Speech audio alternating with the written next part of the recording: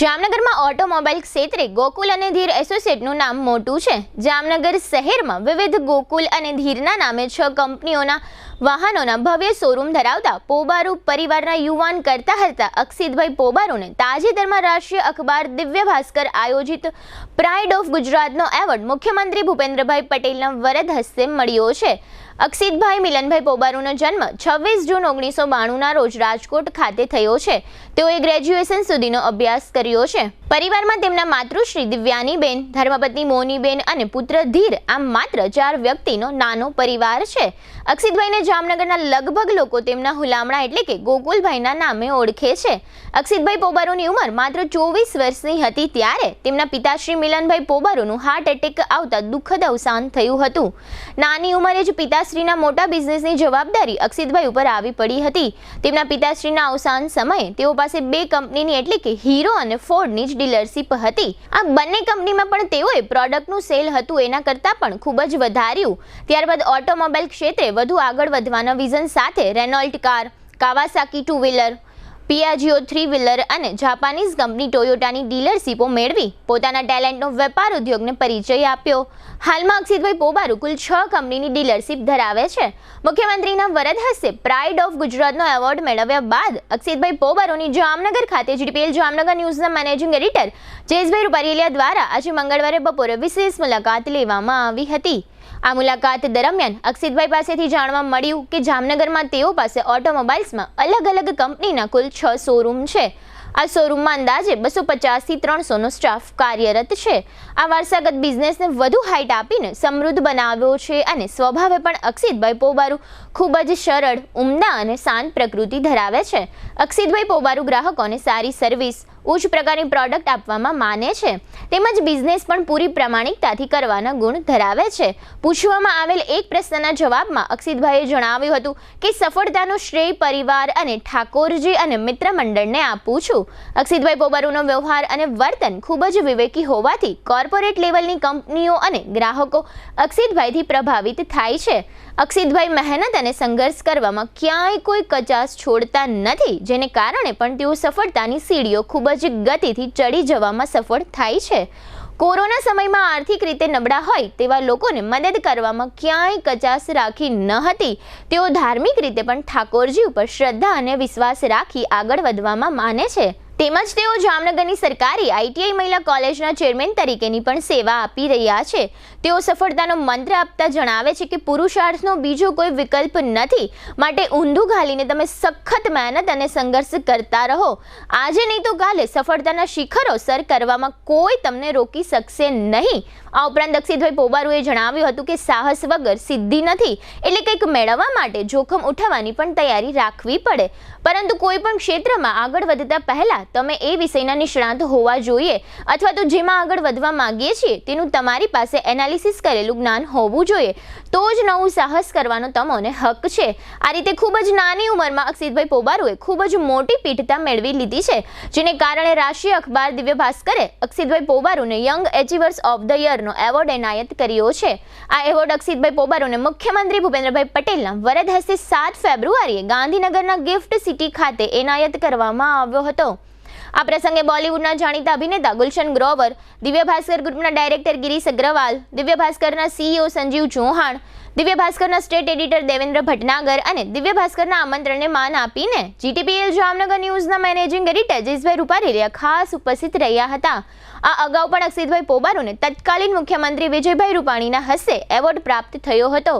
અક્ષિતભાઈ પોબારુએ નાની ઉંમરમાં મેળવેલી આ 2 એવોર્ડ સહિતની સિદ્ધિઓના સંદર્ભમાં જીટીપીએલ જામનગર ન્યૂઝના મેનેજિંગ એડિટર જયેશભાઈ રૂપારેલિયા દ્વારા અક્ષિતભાઈ પોબારુની આજે મંગળવારે બપોરે જે વિશેષ મુલાકાત લેવામાં આવી હતી તે મુલાકાતના મુખ્ય અંશો અત્રે આપ સૌ દર્શકો સમક્ષ પ્રસ્તુત છે। જીટીપીએલ જામનગર ન્યૂઝમાં તમામ દર્શકોનું સ્વાગત છે। આજે અમે લોકો ધીર ટોયોટા ખાતે આવ્યા છે, જે એમના એમડી છે એવા અક્ષિતભાઈ પોબારુને એક પ્રાઇડ ઓફ ગુજરાતનો એક એવોર્ડ પ્રાપ્ત થયો છે। દિવ્ય ભાસ્કરનું એક આયોજન હતું ને એની અંદર પ્રાઇડ ઓફ ગુજરાતનો એવોર્ડ આપવાની એક વાત હતી અને એમાં પણ ગાંધીનગર ખાતે ગિફ્ટ સિટી ખાતે મોટું એક ફંક્શન કરવામાં આવ્યું હતું દિવ્ય ભાસ્કર તરફથી। તેમાં પણ અક્ષિતભાઈ પોબારુએ હાજરી આપી હતી અને મુખ્યમંત્રીના વરદ હસ્તે એક એવોર્ડ પ્રાપ્ત કર્યો હતો। યંગ એચીવર ઓફ યરનો એવોર્ડ એમણે પ્રાપ્ત કર્યો હતો। ખાસ કરીને અક્ષિતભાઈ પોબારુને એટલા માટે આપ્યો હતો કારણ કે અક્ષિતભાઈ પોબારુની જે ઉંમર છે એના પ્રમાણમાં એ નાની ઉંમર છે અને એનું જે મેનેજમેન્ટ છે, એની જે વ્યવસ્થા છે, એની પાસે જે ઓટોમોબાઈલ્સ જેટલી ડીલરશીપ છે એવું લગભગ ગુજરાતમાં ક્યાંય તમને જોવા નહીં મળે. ધીર ટોયોટા એટલે કે ટોયોટાની ડીલરશીપ એમની પાસે છે. જામનગરનું એક ગૌરવ છે. અને ખાસ કરીને ગોકુલ હીરો એ પણ વર્ષોથી એમના ફાધર મિલનભાઈ પોબારુ એ આ કંપનીની સ્થાપના કરી હતી જે તે સમયે, અને એને કન્ટિન્યુ કરવામાં પણ એમનો સિંહ ફાળો છે.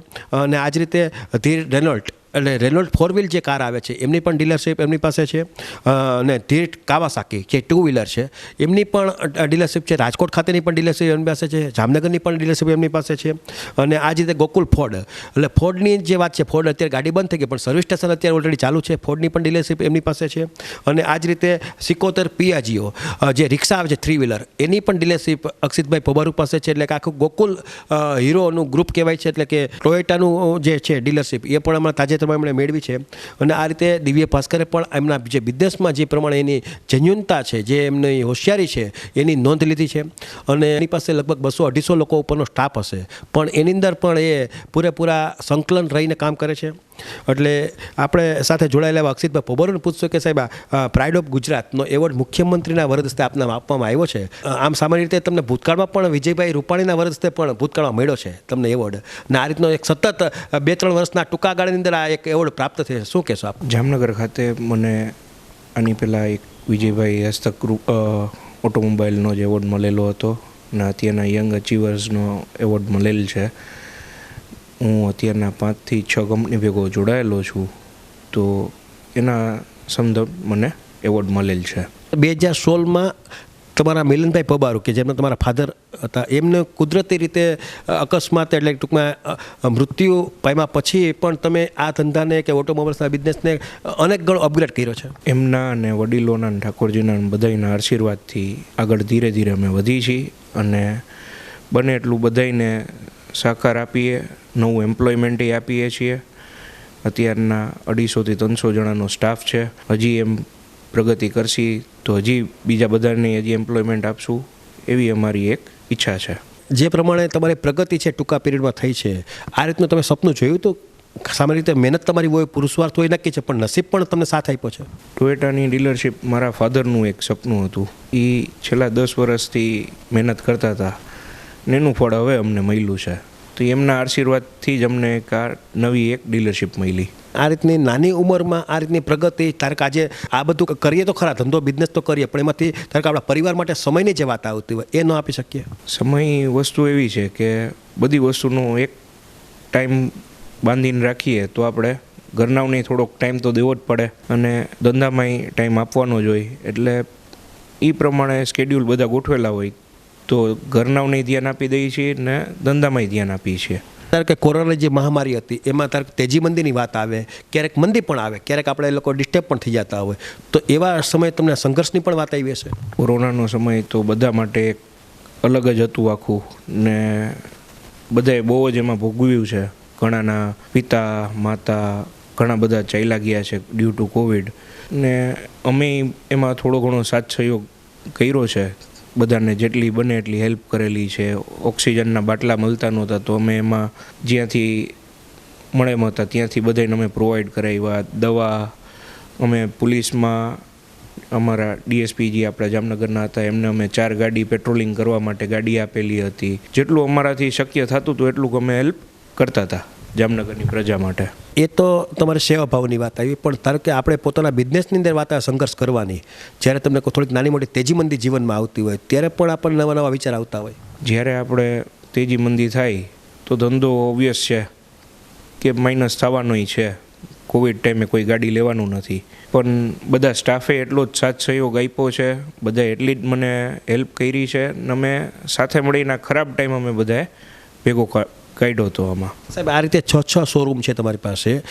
તમારી પાસે રાજકોટમાં પણ કાવાસાકીનું કામ છે અને કચ્છ ભુજને ટોયોટાનું કામ પણ તમારી પાસે છે, ને અહીંયા જામનગર સ્થિરમાં આટલું બધું. તો આ બધું કેવી રીતે તમે આ બધા કામને પહોંચી વળો? કારણ કે ખાસ કરીને સ્માર્ટ વર્ક કરીએ તો મેનેજમેન્ટ પણ પરફેક્ટ કરવું પડતું હોય. બધી જગ્યાના અલગ અલગ મેનેજર અમે નિમણૂક કર્યા છે કે જે લોકેશન હોય એ બાજુનો જનરલ મેનેજર રાખ્યા છે. એ બધા અમને રિપોર્ટિંગ કરે ને બધા ડિપાર્ટમેન્ટ વાઇઝ અમે બધું મેનેજમેન્ટ ગોઠવીને રાખેલું છે. તમારી પાસે નસીબ તમારા સારા છે કે જે બ્રાન્ડેડ કંપનીઓ ઇન્ટરનેશનલ કંપનીમાં જે એની મોટી નામ હોય એ જ તમને કંપનીના તમે ડીલર બનો છો જામનગર ખાતે.